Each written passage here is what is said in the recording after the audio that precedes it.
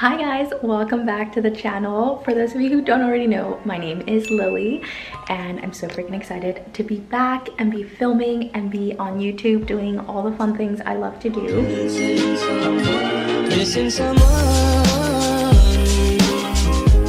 So if you're watching this video, you obviously already read the title. We're gonna be trying to duplicate the very famous, very popular Squiggle mirror.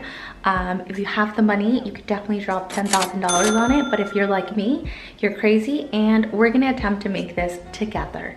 We didn't really have a plan starting this project. We kind of thought we were gonna use plywood, and then we were walking through the aisles at Lowe's and we found this huge insulation foam and kind of saved our butts because we didn't want to cut plywood in the middle of the apartment and we didn't have to buy a saw and all of that crazy stuff. So this is much more accessible, and I believe it was only about $22 for a 4x8 foot long insulation foam, which fits perfectly to cover our closet door mirror. So I wanted this project to be kind of easier to make, to access, and you may already have a closet door hanging around in your closet or garage, or you could actually look it up on OfferUp or eBay, and this size of mirror could be very expensive, but if you look it up as a closet door, for some reason they're a lot cheaper. I know you can find them for like 50 bucks, 70 bucks. Some people maybe even be giving them away because they don't know what the heck to do with it.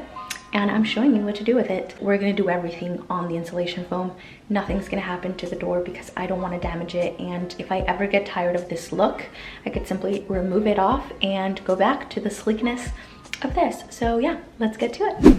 Before purchasing the insulation foam, I actually measured my mirror because all of them could be slightly different. So make sure you do that before you go ahead and purchase the insulation foam. But once you have those measurements, I actually marked the insulation foam to make sure I knew where the mirror would hit and how much space I had to work with on all sides of it. And this helped me to also come up with how many squiggles I could do on each side of the mirror. Okay. So now that I have my measurements, I have to create the arc that I'm going to cut it in, and it has to be like the ending points of the arc obviously have to be a little higher than that so that you can't see the rectangle of the mirror. Using a pen, I went ahead and sketched out the shape that I wanted the mirror to be, and once I had that, I went through a blade to start cutting through the foam.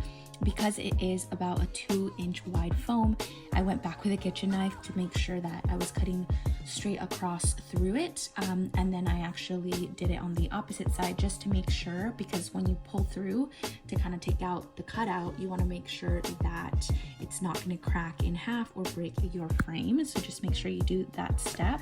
Here we are. So exciting. It looks so good. I have an actual tornado happening in my living room, but that's okay because it looks so good. I'm so excited. Okay, so that's obviously just the frame. We still have to add the depth and the squiggles on the frame, so I'm gonna attempt to do the paper mache on that, and hopefully I don't ruin this beautiful frame. That was actually kind of hard to cut it out, but it's okay. So this is the cutout, and I would say the only hard part about this is like measurements and then trying not to break the whole thing through while you're doing this. Of course, it's not perfect, but I think it looks great. So happy I went with the styrofoam versus the wood because that would have taken literally ages. It is the next day after work and after the very fun California DMV. I renewed my license, so we got that in order, feeling very adultish today.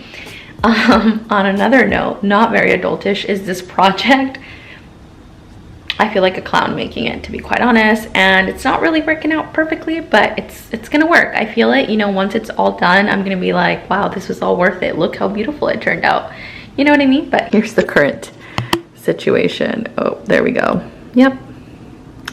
And this is why I feel like a clown. To specify the thought process on this step is using 4 balloons on each side. I went ahead and taped down the wavy details that I wanted to show on the mirror, and it's just kind of following that same squiggle of the frame.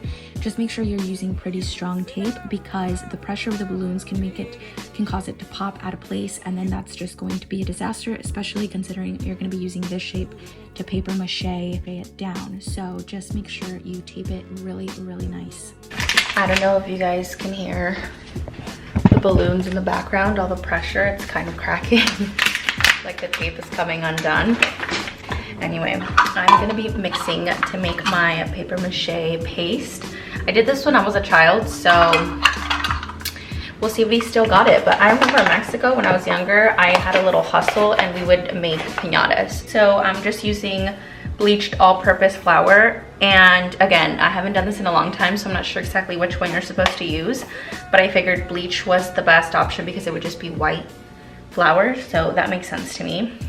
And then I'm just using a measuring cup. I'm probably gonna do like 1.5 of flour and then maybe 1 of water. I believe you can also add salt, so we shall add some salt in there too. I went ahead and used packaging paper because it's colorless and it's going to give you the best result. If you use newspaper, this could get a little tricky because of the writing and the pictures are going to seep through and you're going to be able to see that. So go ahead and cut these into smaller pieces just to be able to mold it into the shape that you want it to be. Hi guys, excuse our appearance. Today we are going to be spray painting our lovely mirror and I wanted to show you guys how it looks. Ta-da!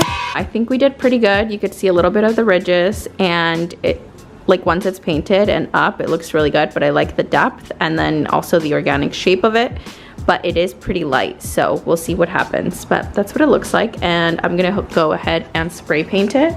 I was going to prime it, but the lady that I bought this paint from said that I don't need to, so to get that original like light pink color, I'm gonna be using this Bear paint. Color is Resort Sunrise, very fitting. Tonight we are doing our HelloFresh. It's actually the first night, we just received it and we're gonna be having the brown sugar bourbon chicken. She already diced that up.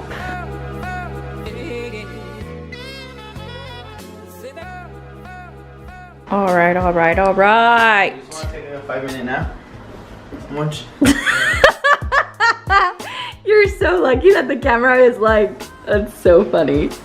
I'm about to film you in your undies right now. Don't do me like that. Okay guys, so this is our finished product. This is the back of it, so it's looking a little rusty, but that's okay because it's gonna be hidden. I purchased these LED lights from Amazon. I think they were like $16, and it's just a little strip.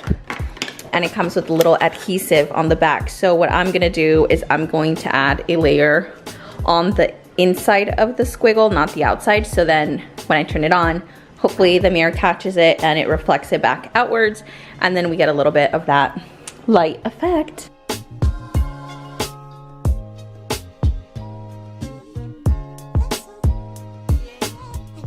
Okay guys, this is the final product. I'm honestly so proud of it. I'm so happy with it. It is quite large, just like the original one.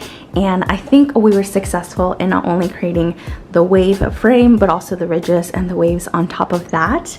Like the original, of course, it is slightly different. It has its own organic shape.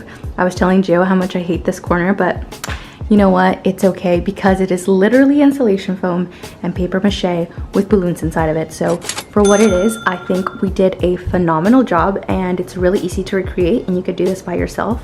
And then last but not least, of course, we also made it light up. How cute! That's it guys. Thank you guys so much for watching this video. And if you enjoyed it, please don't forget to hit that like and subscribe button. And if you're gonna try this at home, make sure you tag me because I would love to see your results. All the colors, all the shapes that you can do this. And thank you guys so much. Bye-bye.